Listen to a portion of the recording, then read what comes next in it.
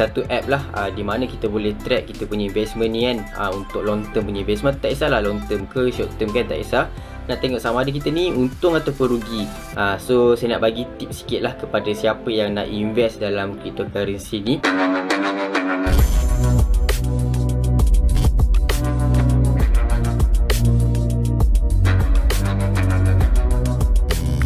Assalamualaikum dan salam sejahtera. Welcome back to my channel. Kepada siapa yang baru lagi dengan channel Pemburu PHP, jangan lupa subscribe, jangan lupa tekan butang loceng dan juga jangan lupa untuk like video ni.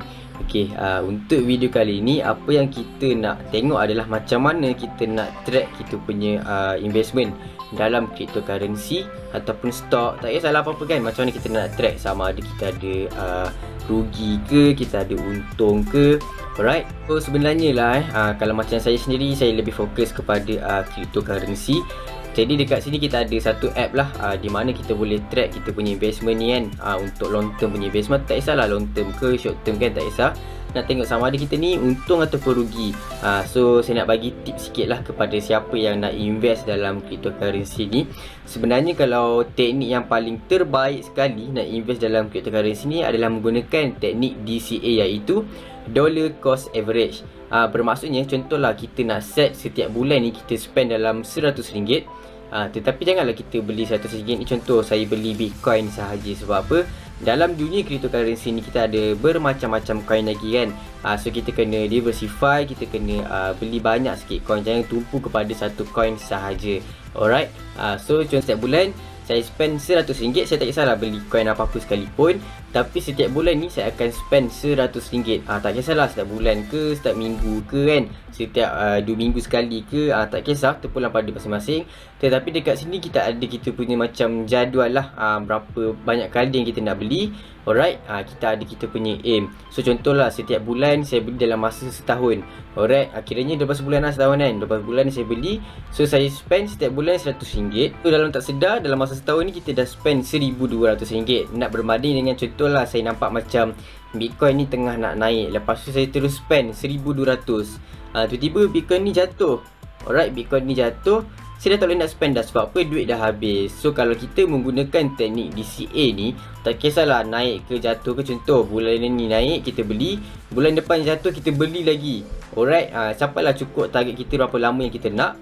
Alright, kalau macam saya sendiri, personally saya invest crypto ni bila saya terdesak, barulah saya keluarkan duit tu kepada RM. Alright, selagi tak terdesak, saya biar je duit ni beranak.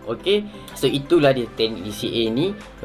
Nanti bolehlah buat research dekat Google ke apa. Kalau saya ada masa free, saya akan buat video berkaitan dengan DCA.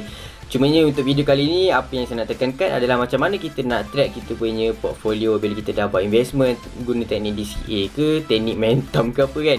Macam mana kita nak track kita punya portfolio. Jadi nama app dia ni adalah Delta. Actually ada banyak je lagi app yang function dia lebih kurang sama macam Delta ni, yang boleh track kita punya portfolio. Tapi saya personally saya sarankan untuk guna Delta lah, sebab dia punya interface ni memang sangat cantik. Lepas tu dia ada alert, macam setiap minggu ni berapa kita punya profit ataupun loss, dia akan alert dekat kita, bagi notification. So pada saya memang benda ni memang agak menarik. Sebab apa? Kita kalau nak track secara manual memang takkan mampu. Alright, ada orang yang track secara manual menggunakan Excel. Saya sendiri dulu pun track secara manual, tapi saya just buat just text message secara macam biasa je. Saya beli berapa, lepas tu jual berapa, tengok keuntungan berapa, macam tu je kan. Tapi dekat sini kita dah tak perlu dah nak buat semua benda tu. Kita just install app ni. Macam mana lah kita punya portfolio ni, sama ada rugi ke untung ke. Alright, so jom kita tengok macam mana kita nak guna app tu. So nama app tu adalah Delta App. So tak kisahlah korang Android user ke ataupun iOS user ke, dua-dua ni ada je app ni dekat Play Store ataupun App Store. So kita buka lah Play Store, kita download lah Delta ni, nampak ni, Delta Investment Portfolio Tracker. So kita download. Alright, kita download. So daripada Delta ni kan, alright, Delta ni kita buka sekejap. Banyak sangat saya punya app ni. Sekejap yang ni. Alright. So inilah dia application Delta yang saya cakap tu untuk track kita punya portfolio kita. So dekat sini kita ikutlah nak pilih yang mana. Macam saya tekan je no, I will figure things out. Alright, so dekat sini, okay, so nampak kan dekat sini kan kita ada crypto, okay, kita ada stock, alright, even forex pun ada dekat sini, okay. Tapi dekat sini, okay, macam mana kita nak track kita punya portfolio yang ada dekat Binance ke dekat exchange kita kan. So dekat sini adalah simple je step dia. Tekan dekat belah atas ni, alright, tekan kat belah atas ni, okay, lepas tu tekan connection. Tu tekan ni exchange, lepas tu tekanlah connect exchange account, lepas tu kita tekanlah continue. Okay, tekanlah continue. Kat sini kita boleh pilih lah kita nak connect dengan exchange mana. Alright, kalau macam saya guna Binance. So saya tekanlah Binance. Alright, saya tekan Binance. So saya tekanlah I understand. Okay, saya tekan I understand. Alright, so dekat sini adalah kita kena buka kita punya Binance, kita kena create kita punya API key. Alright, kita kena buat kita punya API key supaya kita boleh link dengan Binance kita. So macam mana kita nak create API key dekat Binance ni? Okay, jom saya tunjuk jap. Okay, so kita buka lah kita punya Binance kan. Kita buka kita punya Binance. So dekat bahagian Binance ni, kalau siapa yang interface dia tak macam ni, tekan dekat belah atas ni. Okay, light mode ni kita off lah. So nanti akan keluar lah interface macam ni. Okay, dia memang macam copy berterbang sikit, agak kompleks. Alright, so tekanlah dekat more tekan dekat more. Alright, so tekan more, scroll bawah. Kita carilah ni API management. So kita cari API management. Alright, so tekan ni create API. So kita namakan lah API ni, kita buatlah Delta Tracker contohnya. Lepas tu kita tekanlah ke API key. So dekat sini kita kena buat security verification saya dekat email, phone dan juga Google pun ada. So sekejap saya kena buat yang ni dulu. Okay, so bila dah settle, dia cakap API key created, kiranya dah ada lah kan. Dekat sini tekan dekat arrow tiga segi ni kan, tekan dekat sini. So dekat sini kan, lepas kita tekan tiga segi tu, ni lah kita punya API key dan kita punya secret key. So API key ni kita copy lah, kita copy. Okay, kita copy dulu. So kat sini kita paste lah kita punya API key. Lepas tu kita buka balik, kita copy pula secret key. Okay, kita copy secret key. Alright, secret key pun kita copy and kita paste lah dekat sini. Okay, so untuk import ni kita pilih lah import all transactions. So tekanlah import all transaction. Okay, so bila settle ni, okay, bila settle ni, kita tekan add connection. Okay, tekan add connection. So nampak tak dekat sini cakap apa? Kita ni dah exceed kita punya access level. Sebab apa?